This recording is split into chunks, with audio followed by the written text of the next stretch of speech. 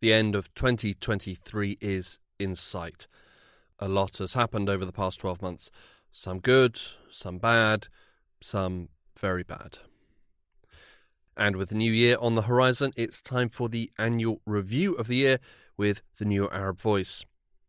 With help from some of the New Arab's journalists, correspondents and editors, we are going to look back at the past 12 months and remind ourselves of what just happened. My name is Hugo Goodridge, and you're listening to the New Arab Voice.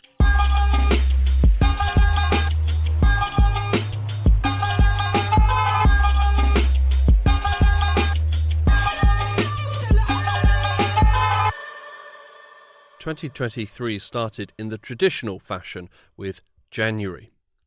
What was less traditional was the provocations that took place in Israel.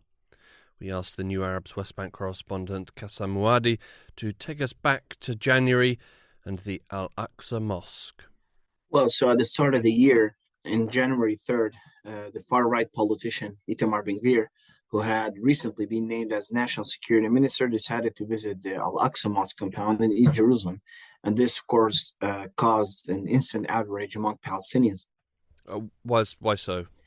Well, Al-Aqsa Mosque compound is a highly revered religious site for Muslims, and it's supposed to be off limits to Israelis. This is a status quo imposed for since decades, and because of its sensitive religious nature, the central structure in the space is the Dome of the Rock, and it's instantly recognizable by the large golden dome.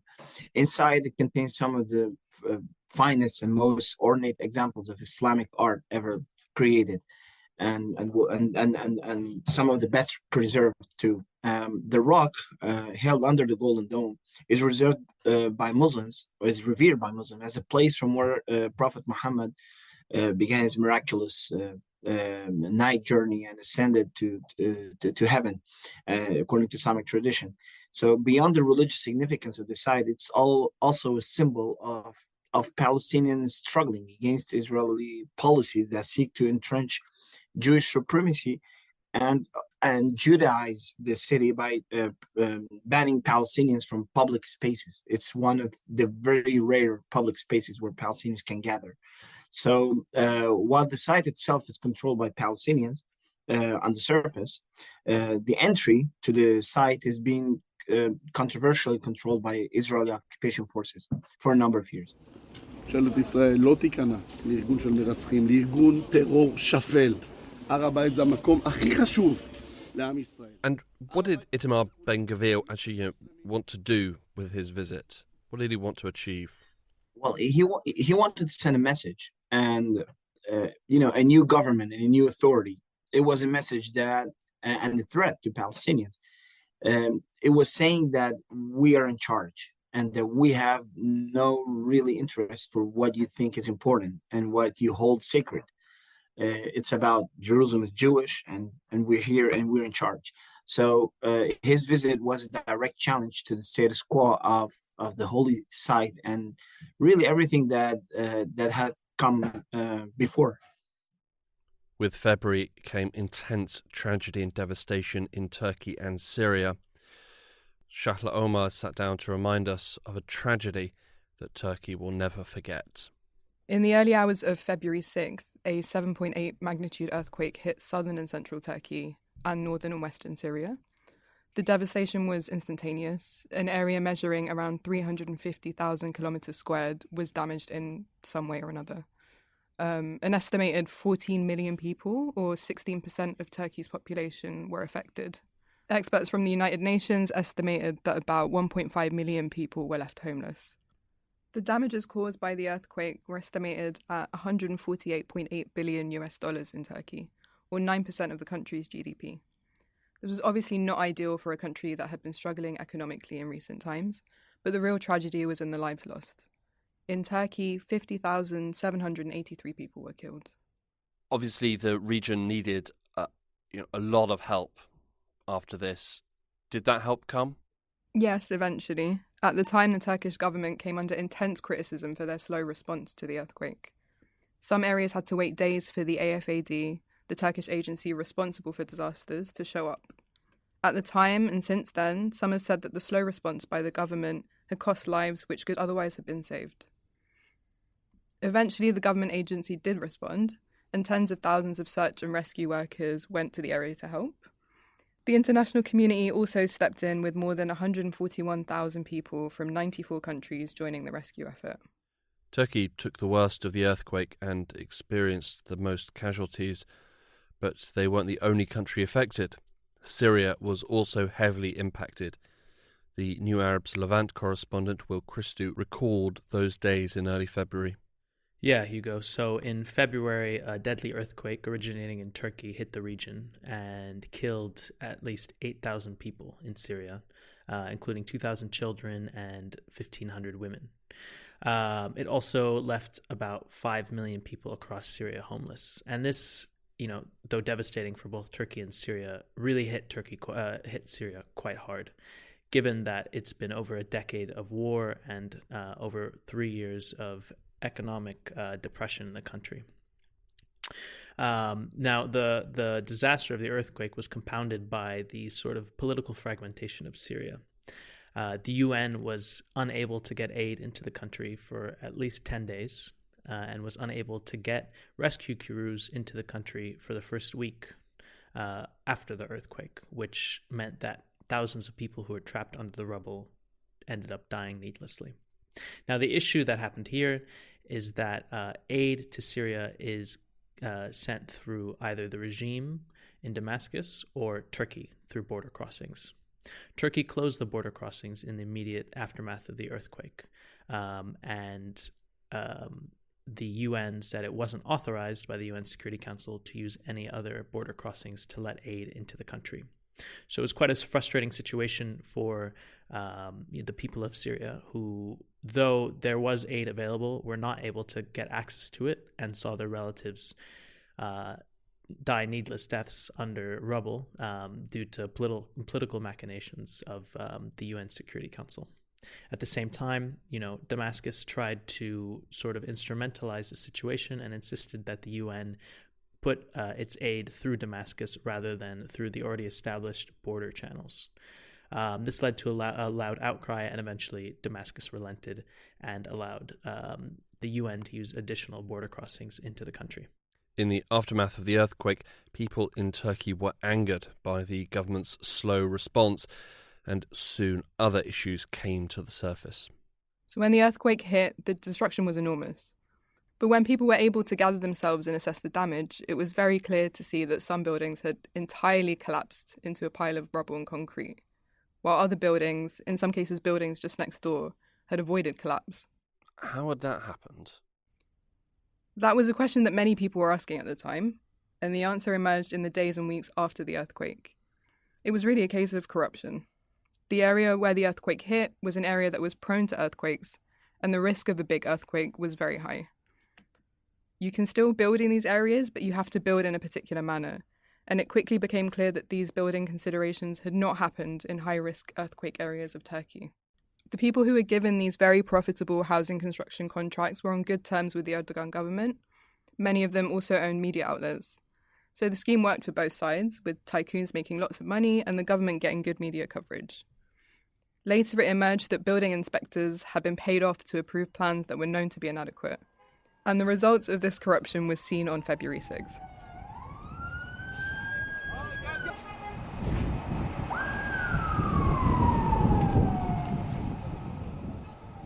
While Turkey was dealing with forces of nature, in Palestine on the West Bank, towns and villages were facing political and military forces, particularly the town of Hawara.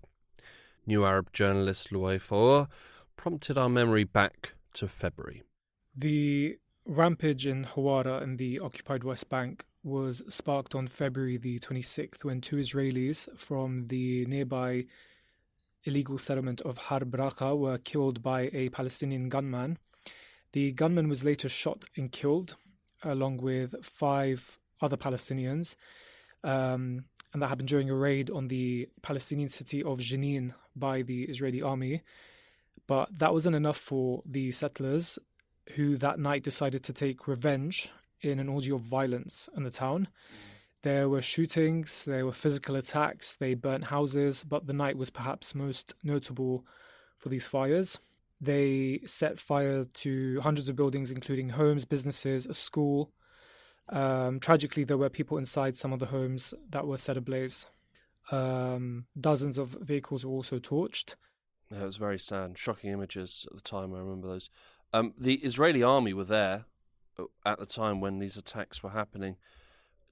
Did they do anything to help? The Israeli army, as usual, were most notable by their lack of action. So, as usual, turning a blind eye to violence by Israeli settlers in the West Bank. They set up a cordon around the area, but did nothing really to stop the attacks. Additionally, there were reports of them helping the settlers and protecting them from Palestinians who were trying to prevent the violence and the fires from happening in Hawara. An Israeli commander in the occupied West Bank had claimed that they hadn't anticipated that level of violence and described the night a pogrom done by outlaws. And what about Israel's politicians? Did they provide anything of use? I mean, it was really, as you'd expect from the Netanyahu government, the most far-right and extremist government in Israel's history. The Israeli Prime Minister Benjamin Netanyahu appealed for calm. He asked settlers not to take law into their own hands. But the worst and most inflammatory response definitely came from Israeli Finance Minister Bezalel Smotrich, a very far-right member of the cabinet. While in an official statement he had said that the army should handle everything themselves, he also took to social media and called for Hawara to be, quote, wiped out. This was later condemned by Israeli politicians, and Smotrich himself did walk back the comment, but in truth, the damage was already done. His supporters had already read the message and understood what they thought he wanted. Well, buildings were collapsing in Turkey and being torched in the West Bank. In Egypt, the long and painful collapse of the economy had prompted the International Monetary Fund to step in. New Arab journalist Oliver Mizzi remembers it. Yeah, well, Egypt has been in a dire financial situation for years. They have a population of 110 million, and 1/3 of them are now living in poverty. Many of the problems that have been as a result of financial mismanagement by the government, and some has been due to external problems, like the ongoing war in Ukraine and the resulting food insecurity. Egypt used to get a lot of its wheat from Ukraine, but unfortunately now not so much. At the start of the year, things got so bad that the International Monetary Fund had to be called in to help, and they agreed to loan Egypt $3 billion, but this time there would be some pretty strict conditions on that loan. When you say this time? Yeah, so Egypt's financial problems have been going on for quite a while back, and it's not the first time they've had to be bailed out by the IMF. This $3 billion loan is the country's fourth IMF loan since 2016. And what were the terms of this loan then? Mainly, it was due to Egypt's state-owned enterprises. Egypt's state-owned enterprises is more like a euphemism for military-owned enterprises. As well as being the country's military force, the army is also a business force and owns and controls huge sectors of the Egyptian economy. This includes beverage companies and tobacco companies, also companies that sell car parts, hotels, supermarkets, and a lot more as well. Such is the control of the military, no other companies can ever really get a look into the economy. They are not in competition. There's no real players in the game, a policy which does not tend to help build a healthy and growing economy. Another major issue is that a lot of the military companies are tax exempt, and for a country like Egypt, which is heavily in debt, it's not ideal. The main goal of January's IMF loan was to try and make the economy more of a level playing field and attract more private sector companies into the economy. Was there sort of any expectation that Egypt would actually meet the demands of the IMF? Not really. to be honest with you. Some minor reforms were made and some state assets were sold, but many of the targets that were supposed to have been met have not been fulfilled. As February rolled into March, diplomacy got a spring in its step, particularly in the Gulf. Deputy Editor Benjamin Ashraf joined us to look back. There were some major diplomatic moves involving the Gulf in 2023. I guess the most significant of which was at the start of March when representatives from Saudi Arabia and long-term regional rivals Iran met in Beijing. Unexpectedly, 4 days later, they announced to everyone's surprise that they had actually normalized relations. The New Arab's Iraq correspondent, Dana Ghalib, was keeping a close watch on the Iranians during this time. On March 10th, Iranian state media reported that they had reestablished relations with Saudi Arabia following deals brokered by China. This ended a 7-year break in relations following the execution of a prominent cleric in Saudi Arabia and the burning of the Saudi embassy in Tehran. Talks between the two countries had initially been held in Iraq, but in the end it was China, an ally of Iran, that was able to bring them together. Certainly a diplomatic surprise. Why did Saudi Arabia agree to normalize relations with Iran? So yeah, Hugo, like most things in life, money is often a motivating factor, and it certainly was in this case. The Saudi Crown Prince Mohammed bin Salman has his Vision 2030, which includes increasing tourism to the country and bringing in international entertainment and sporting events. That has been jeopardized in recent years because of attacks and threats mainly coming from Yemen and Iran-backed groups in Yemen. So the idea is that by normalizing relations with Iran, that should put an end to these threats. MBS has also been quite keen to get out of the conflict in Yemen. Saudi has spent a lot of money trying to get a win in Yemen, which in truth they haven't really been able to do. So being able to feel safe about getting out there and reducing the threat posed by Iran-backed groups in the region is another reason for why Riyadh chose to normalize with Tehran. Finally, I guess that there's also a general feeling that Saudi Arabia couldn't rely on the US for protection anymore, given its shrinking role in the region. So they went and tried to remove the threat of Iran themselves, and they saw it as a necessary step. And Dana, why did Iran normalize relations? What was in it for them? The Hajj pilgrim is part of it. This is a pilgrimage to the holy city of Mecca in Saudi Arabia and an important part of the Islamic faith. During their most recent rivalry, Iranians have been unable to perform the Hajj, which has been a point of anger for Iranians. Secondly, the Iranians have found that by being at odds with Saudi Arabia and by extension, the rest of the Gulf, they have been pushing these countries towards the US and their influence, and also into normalization agreements with Israel. So something that Iran is keen to put an end to.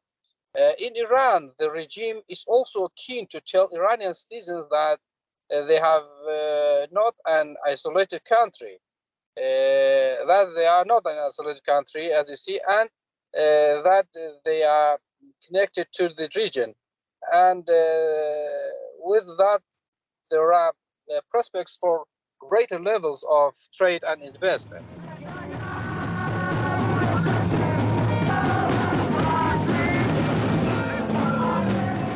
In April, attention turned to Israel, where Prime Minister Benjamin Netanyahu was successfully bringing together Israelis and Palestinians in a shared hatred of him.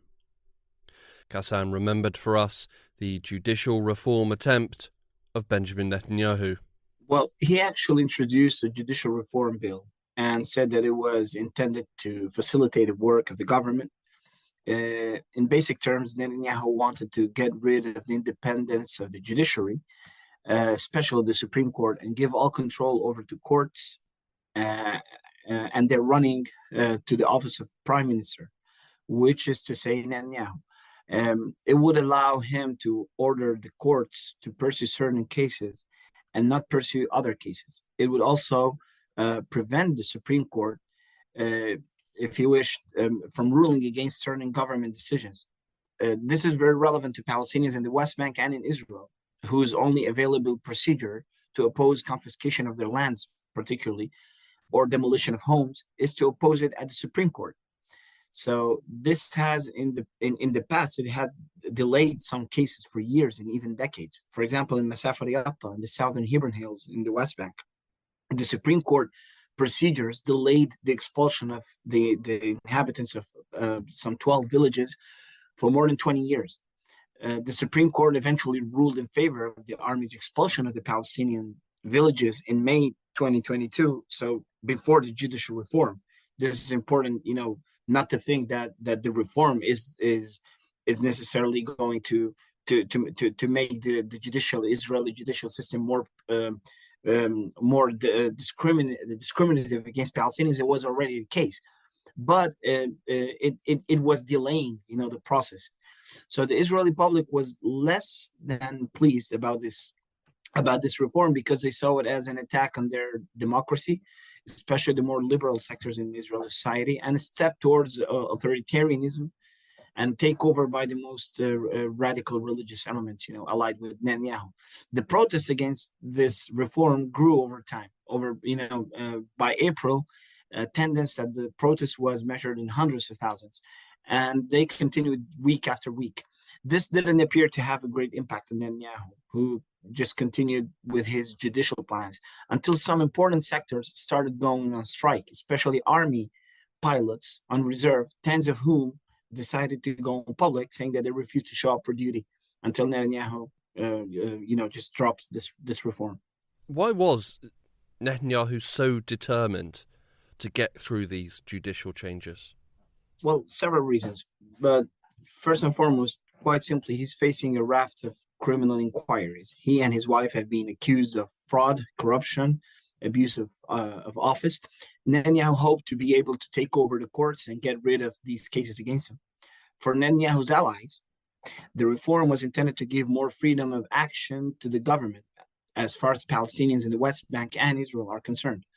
For instance, Israel's security minister, Itamar Ben-Gvir, he struck a deal with Netanyahu because he was very much for the reform. But Netanyahu, under pressure, he felt that he needed to just to stop for a while. So Ben-Gvir struck a deal with Netanyahu, agreeing to Netanyahu's halt of the reforms legislation under pressure of the opposition, in exchange of Netanyahu backing Ben-Gvir's plan to form the so-called quote-unquote National Guard, which is a paramilitary force that would report directly to the Minister of Security, Ben-Gvir, to deal with, according to him, with unrest in Palestinian communities in Israel, probably also in the West Bank. And this was highly criticized in Israeli society. Like Ben-Gvir is forming his own personal militia with public budget, but he actually got that in exchange of, agreeing to Netanyahu slowing down the legislation of the reform. So it's all about just letting the government's hands free to deal with Palestinians. In May, leaders from across the Arab world travelled to Jeddah, Saudi Arabia, for the annual meeting of the Arab League, which included the return from exile of Bashar al-Assad. Will Christou jogs our memory. This was a monumental regional development. In 2012, President Bashar al-Assad was made essentially a global pariah for his bloody crackdown on Syrian protesters during the Syrian Revolution. And to put this into context, they say at least 250,000 people were killed during the Syrian Revolution, most of them by President Bashar al-Assad's regime. And he's remained a global pariah for the last 12 years. أما سوريا فماضيها وحاضرها ومستقبلها هو العروبة لكنها عروبة. Now in May, things started to shift in the region. There had been before some rumblings of normalization with Syria, through Syria's neighbors, Jordan in particular. But in May, what happened is Saudi Arabia, a regional heavyweight, decided that it wanted to invite Bashar al-Assad to the Arab League, which is a pan-Arab ministerial body, kind of equivalent to, let's say, the Arab equivalent of the UN. And this was a monumental step because this signaled, a willingness in the region from major players to reintegrate Assad into the global fold. Does this mean that President Assad has now been rehabilitated? No, despite the best efforts of the Arab world, President Bashar al-Assad has not been rehabilitated, and the reasons are mainly stemming from him.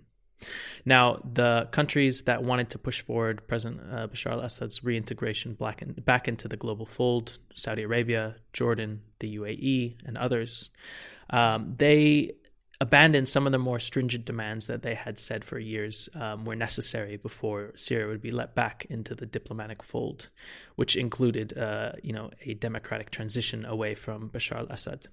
But they still had some demands, and high among them was the halting of the export of narcotics from Syria, which has become a major trade for the country. Around $5 billion worth of narcotics, particularly the amphetamine Captagon, is exported by the country every year, as well as some basic reforms, which included, some safety for the millions of refugees that are outside Syria, so that they might return to the country. Now, since the normalization process has started, the drug trade from Syria has only increased, and the normalization process has essentially ground to a halt. By the time June came around, many areas of Turkey were still trying to piece their lives back together after the earthquake at the start of the year. But the country was also getting ready for elections. Shahla Omar again. Following February's earthquake, there was some talk and speculation that the election date would be moved or suspended. But in the end, both the parliamentary and presidential elections did go ahead, with the first round happening on May 14th. Remind us, Shahla, what happened at the election? So this was anticipated to be President Erdogan's toughest electoral challenge since he came to power. The economy was bad, the earthquake had been devastating, there was a lot of dissatisfaction among the population. The opposition parties joined together and put forward Kemal Kılıçdaroğlu as their preferred candidate. They ran a campaign that mainly highlighted the fact that they weren't Erdogan, and also claimed that they could solve all of Turkey's problems. A fair amount of the enthusiasm for the opposition drifted away after the first round of voting on May 14th. Why? They underperformed or Erdogan overperformed. Either way, the result was the same.